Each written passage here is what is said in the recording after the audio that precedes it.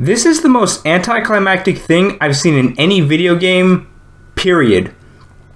I have a lot of problems with the game Bone Lab. I don't like it the same way a lot of people do, and I don't see it the way a lot of people see it.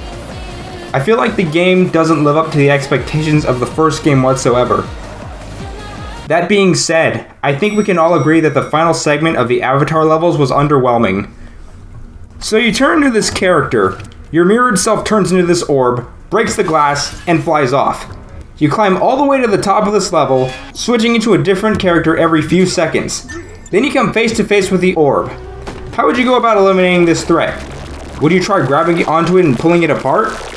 And why would you try grabbing onto it and pulling it apart? Why can't I pull the orb apart? There is a perfect setup here. This is a physics-based game. You're a tall character. The Bone Hub music is playing here. The orb looks exactly like the capsules you've been popping throughout the game. The orb literally takes the shape of you and it turns into a ball.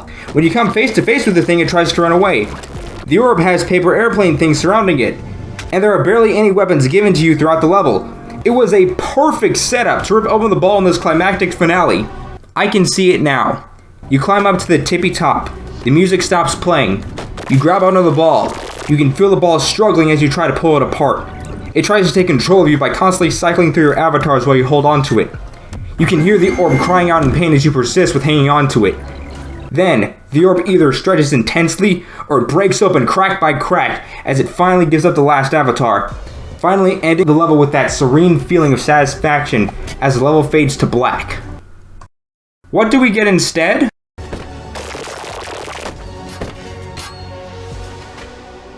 Two hits.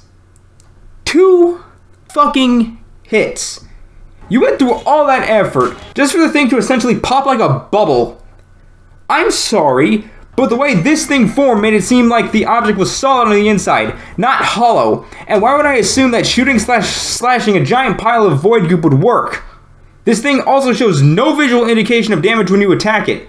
Almost every enemy in this game shows you visually when they have taken damage. Look at how many times I shot this thing at point blank range.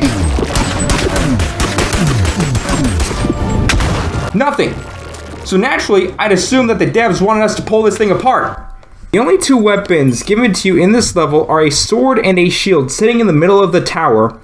But why, in any universe, would I choose to pick up those objects and use them at that point in time? 1. I have weapons from the previous levels in my inventory that are way better than a stupid sword and shield. I'm not giving those up. And 2, even if I didn't have those weapons, this takes place during an area of the game where you're being attacked by random paper airplanes that can kill you. Grabbing an oversized knife and dinner plate isn't that high on the priority list compared to evading having to do the whole level again. This level is as anticlimactic as me ending off this video like this.